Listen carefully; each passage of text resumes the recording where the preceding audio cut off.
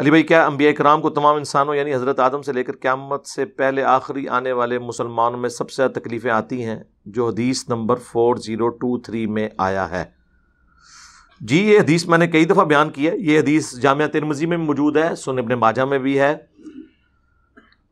کہ اللہ تعالیٰ روئے ارض پہ سب سے زیادہ انبیاء کرام پر آزمائشیں ڈالتا ہے، اس کے بعد ان لوگوں پر جو انبیاء کے بعد اللہ کو سب سے بڑھ کر محبوب ہوتے ہیں، پھر اس کے بعد ان لوگوں پر جو ان کے بعد محبوب ہوتے ہیں، حتیٰ کہ اللہ تعالیٰ ان تکالیف کی برکت سے جو بعد کے لوگ ہیں ان کے گناہوں کو معاف کر دیتا ہے اور انسان پاک و صاف ہو کر دنیا سے اٹھایا جاتا ہے. اور ابو ذر غفاری کے بارے میں المستدرک للحاکم میں جب احادیث نقل کی امام حاکم نے، تو اس کے سٹارٹ میں یہ حدیث ڈالی ہے. چونکہ ابو ذر غفاری کی زندگی آپ سمجھ لیں ایک غموں کا سمندر ہے، تو اس کے آغاز میں انہوں نے ڈالا تاکہ کوئی شخص ان پہ ترس نہ کھانا شروع کر دے، بلکہ اس سے موٹیویشن لے کہ انہوں نے اگر یہ تکلیفیں کاٹی ہیں تو اس لیے کہ وہ انبیاء کے بعد اللہ کو سب سے بڑھ کر محبوب تھے. تو یہ بات تو ٹھیک ہے. باقی سارے انبیاء کی ڈیٹیلز تو اس طرح قرآن میں نہیں آئی ہیں. قرآن میں خود کئی جگہ پہ آیا کہ ہم نے بعض انبیاء کا آپ سے بیان کر دیا اور اکثر کا نہیں کیا.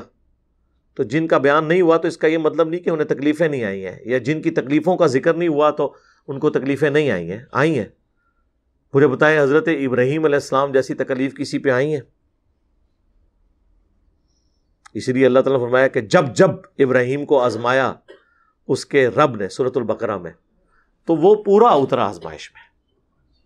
سورۃ النجم میں اللہ نے فرمایا ابراہیم وہ ہے جو وفا کرنے والا ہے. سورہ الصافات میں آیا کہ بیٹے کی قربانی مانگ لی تو تیار ہو گئے. ہمارے نبی علیہ السلام پہ جو آزمائشیں آئی ہیں اب دیکھ لیں. ایک ڈائنامک لائف تھی، اعلان نبوت کے بعد فاقوں پہ نوبت آ گئی. پہلے تو فاقے نہیں تھے، تاجر تھے، ایک امیر عورت آپ کی بیوی تھی. یہاں پہ لوگ دین کا کام شروع کرتے ہیں، سائیکل سے V8 پہ آ جاتے ہیں.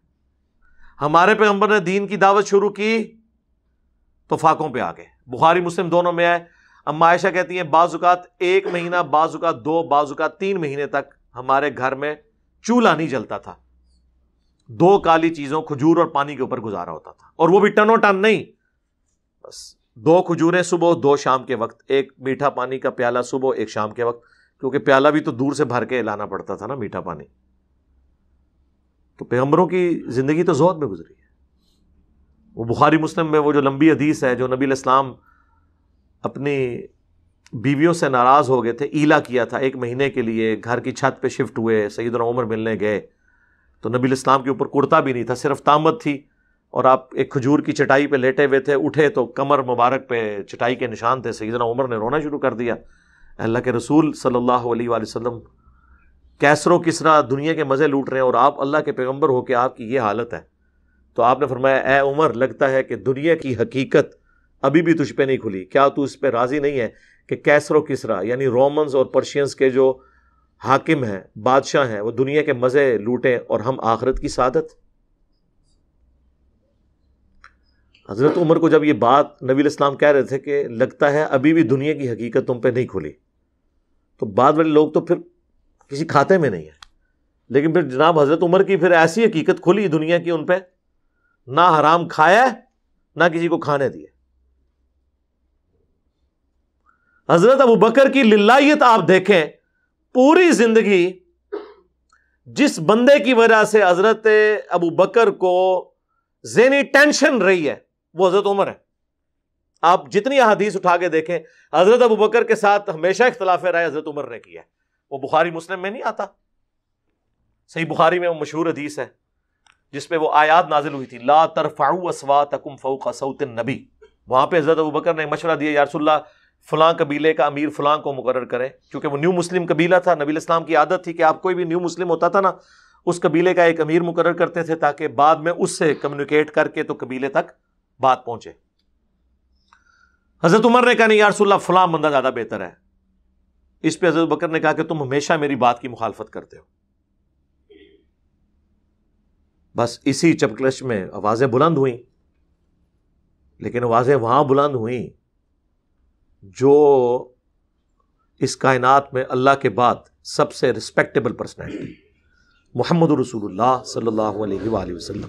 قرآن نازل ہو گیا کہ نبی کی آواز سے بھی اپنی آواز کو بلند نہیں کرنا. لا ترفعوا اصواتکم فوق صوت النبی.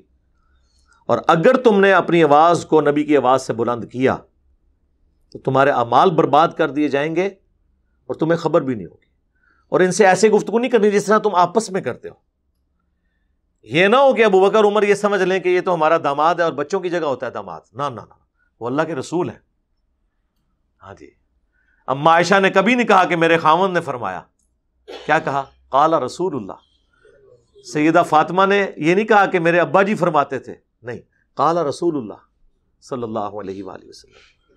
سیدنا علی نے نہیں کہا کہ میرے چچا زاد بھائی کا بیان ہے، نہ، قال رسول اللہ صلی اللہ علیہ وآلہ وسلم. بخاری کے الفاظ ہیں، عبداللہ ابن زبیر کہتے ہیں کہ جب یہ آیات نازل ہوئیں تو حضرت عمر حضور سے اتنی آہستہ آواز میں گفتگو کرتے تھے کہ حضور کو سنائی نہیں دیتی تھی. آپ کہتے تھے عمر تھوڑا اونچا بولو، مجھے آواز نہیں آ رہی. اتنا ڈر گئے. پھر اللہ نے ساتھ ہی ڈگری دے دی، ان الذین یغضون اصواتهم عند رسول اللہ. بے شک جو لوگ اپنی آوازوں کو دھیما رکھتے ہیں اللہ کے نبی کے حضور، وہی لوگ ہیں جن کے دلوں کو اللہ نے تقوی کے لیے چن لیا ہے. ان کے لیے مغفرت ہے، اجر عظیم ہے. یہ وہ آیات ہیں جو روزہ شریف پہ آج بھی لکھی ہیں. بلکہ ابھی یہ جو سعودی حکومت نے دوبارہ رینوویٹ کروایا نا، یہ ساری آیات نا روزہ شریف کی جالیوں کے اوپر انہوں نے ساری ترتیب سے لکھ دی ہیں کہ قبر رسول پہ بھی کوئی شخص اپنی آواز کو بلند نہیں کرے گا. تو وہ بات کہاں سے کہاں شروع ہوئی تھی؟ نبی الاسلام کی یہ رسپیکٹ ہے. تو میں وہ بات اس سے شروع کی تھی کہ اتنا کنفلکٹ اپنے دور خلافت میں بھی حضرت عمر ہر جگہ حضرت ابوبکر کے ساتھ اختلاف رائے رکھتے تھے. خالد ابن ولید کے مسئلے پہ بھی کہ یہ اپنی مرضی کرتا ہے، خلیفہ کو نہیں پوچھتا. اور پھر کہتے تھے کہ اگر میں آپ کی جگہ ہوا نا، سب سے پہلے میں اس کو ہٹاؤں گا، چھوڑوں گا نہیں. پھر ہٹا بھی دیا. اور دوسری طرف حضرت ابوبکر کیا کہتے تھے کہ ماؤں نے کوئی شیر پیدا ہی نہیں کیا جو خالد بن ولید جیسا ہو، وہ لاڈلے.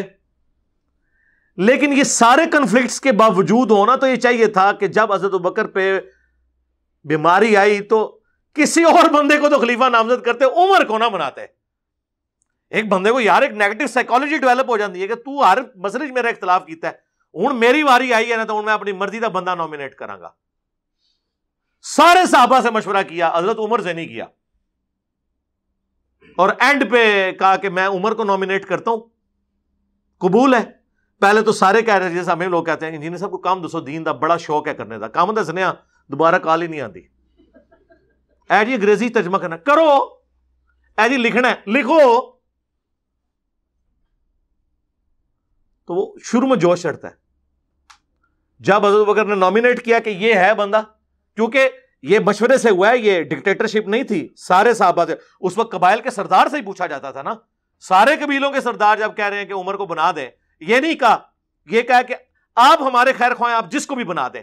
جب بنایا تو پھر چیما گوئی شروع ہو گئی، کیڑا بندہ لاتا ہے ساڑھے تے، تو بڑا ڈڈ ہے. پھر حضرت بکر نے کہا کہ ایک طرف تم کہتے ہو میں تمہارا خیر خواہ ہوں، اچھا وہ میرا خیال ہے وہ بھی سوچ رہے ہوں گے کہ عمر کو تو نہیں یہ بنائیں گے. ظاہر ہے ادھر بھی جو مشورے دیتا ہے نا بندے کو بار بار، آپ ہمارے پولیٹیشینز کو بھی دیکھ لیں، جو بندہ ان کی پالیسی سے اختلاف کرتا ہے نا، سب سے پہلے اس کو پوسٹ سے ہٹاتے ہیں. جدھر موقع ملتا ہے انہوں کہتے ہیں یار ان تو سائڈ تے کرنا، یہ تو جان چھوڑاؤ یار، یہ بڑے مشورے دیندہ رہتا ہے منو. تو وہ ایکسپیکٹ نہیں کر رہے تھے کہ حضرت عمر کوئی، اور حضرت عمر سے نہیں پوچھا.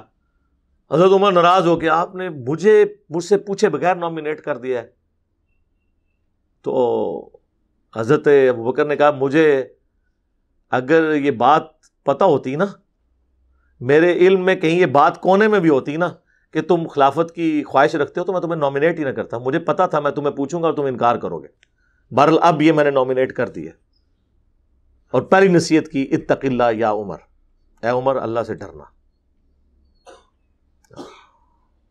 اور ڈرتے ہوئے یہ چیز ذہن میں رکھنا کہ اگر ایک بندہ بھی جنت میں جا رہا ہے تو اللہ کی رحمت سے امید رکھنا کہ وہ تم ہو، اور اگر ایک بندہ بھی جہنم میں جا رہا ہے تو یہ ڈر جانا کہ کہیں تم نہ ہو. تو یہ لوگوں میں للہیت تھی. ہم لوگ تو بس اس قسم کی باتیں ہی کرتے ہیں.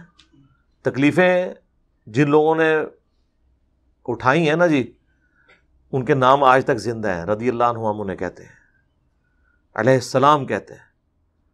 تو یہ بات ٹھیک ہے، ایسا ہی ہوگا، چیزیں رپورٹ ہو جاتی ہیں، بعض اوقات نہیں ہوتی ہیں. ہم نے تو دیکھا ہے جی مصائب اور علم، اے علم پنجے والا نہیں، الف والا علم، یعنی غم جو صحابہ اور اہل بیت نے اٹھائے ہیں وہ کسی نے نہیں بعد میں اٹھائے. لیکن یہ بات صحیح ہے کہ سارے صحابہ نے نہیں، اس لیے حضور نے انبیاء کے بعد صحابہ کا نام نہیں لیا. آپ نے کہا سب سے زیادہ تکلیفیں ان کو آتی ہیں جو انبیاء کے بعد اللہ کو محبوب ہوتے ہیں. وہ کوئی بھی ہو سکتا ہے کہ جو اب دیکھو ویسے کرنی ہے، کیا بات ہے. میں کہتا ہوں جی صحیح مسلم میں جو حدیث ہے، ویسے کرنی سے سیدنا علی اور سیدنا عمر دعا کروا رہے ہیں. اگرچہ ہم حضرت عمر اور مولا علی کو ان سے افضل سمجھتے ہیں، لیکن ان کی تعریف حضور نے کی ہے خیر التابعین، تو صحابہ کی للہ دیکھیں وہ تابعی سے دعا کروا رہے ہیں. کیا بات ہے، اللہ اکبر.